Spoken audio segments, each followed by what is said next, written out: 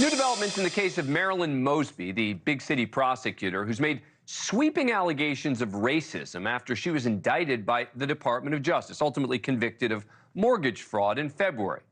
Mosby, Baltimore's former top prosecutor, made a lot of noise about how she was unfairly targeted by this Democratic Justice Department.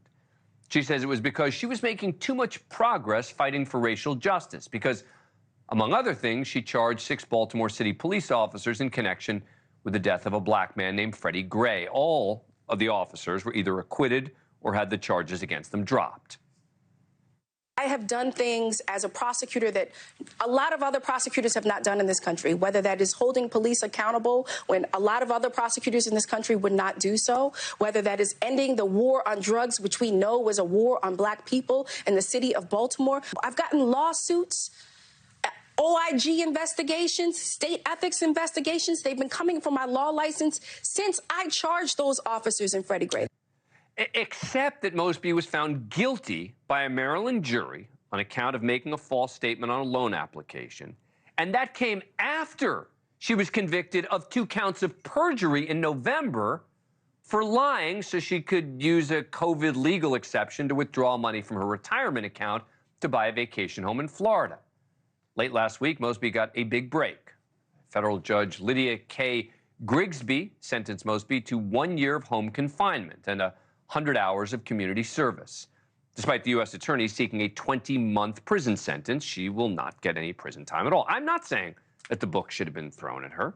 She's a convicted felon. She's voted out of office. She's going to spend the next year under house arrest. She's paying a price for her crime. But you would think 2 jury verdicts would bring some level of, I don't know, contrition, acceptance of responsibility, that she and her most prominent backers might finally quit playing the race card. But instead, she and her allies are still insisting louder than ever that she was targeted because she was a pioneer for racial justice.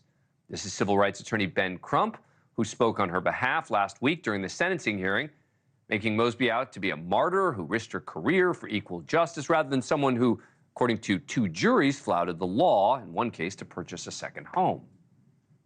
Maryland and other progressive prosecutors seem to be targeted for their pursuit of equal justice. History teaches us that pioneers are often targets. Yes. Marilyn Mosby was no exception.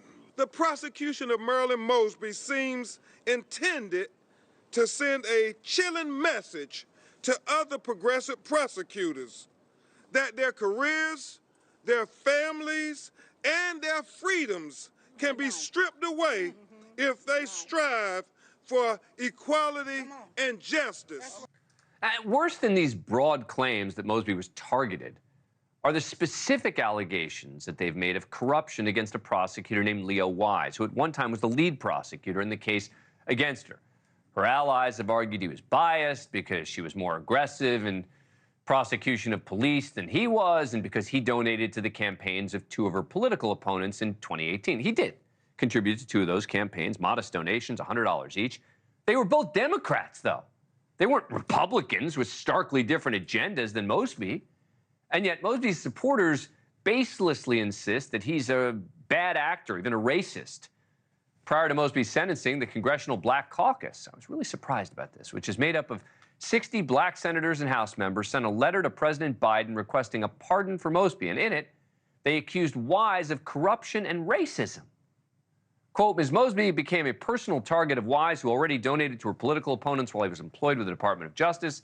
His relentless targeting resulted in a federal investigation into Ms. Mosby. This clearly demonstrates his evident bias, animus, and disapproval of her, highlighting a case of malicious prosecution. The documented behavior by Wise is consistent with his tenure on Capitol Hill as chief counsel of the Congressional Ethics, where he demonstrated a pattern of ethics investigations aimed solely at members of the Congressional Black Caucus. So it seems that they had an axe to grind with him, except it was 2 juries, not Wise, who had the final word.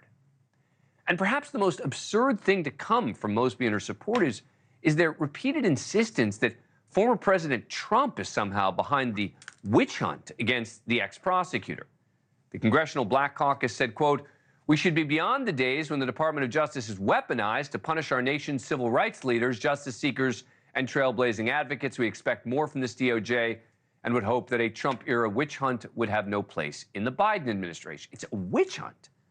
Weaponized justice system. Sound familiar? The charges against Mosby were brought in January of 2022. Trump was long gone by then. This was Joe Biden's DOJ that prosecuted the case. Attorney General Merrick Garland, not Donald Trump. And yet, even after Mosby got a slap on the wrist, her allies are still chasing a pardon. People like MSNBC's Joy Reid, who has arguably been her biggest cheerleader, trying to scapegoat the Justice Department even after the soft sentence was handed down. This Justice Department, this DOJ, is still allowing Trump-era prosecutions like this one to stand that absolutely feel like retribution. What is going on at the DOJ right now? This is supposed to be a Democratic DOJ. It is. It's also a DOJ that doesn't seem to get any credit from either side's extremes when they prosecute someone who's on their team. This case isn't about Donald Trump or Freddie Gray or anyone other than Marilyn Mosby. Two diverse juries ruled on her guilt. And by the way, in one of the cases, she was found not guilty on one count. So it's clear the jury thoughtfully considered the facts, gave her a fair shake.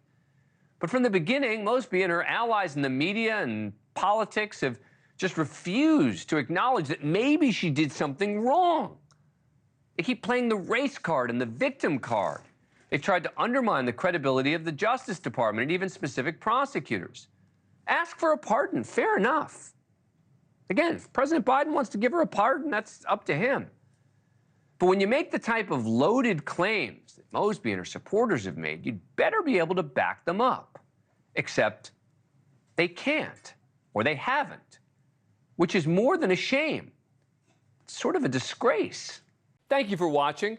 Go to newsnationnow.com to find NewsNation on your cable provider. And don't forget to click the red subscribe button below to get more of NewsNation's fact-driven, unbiased coverage.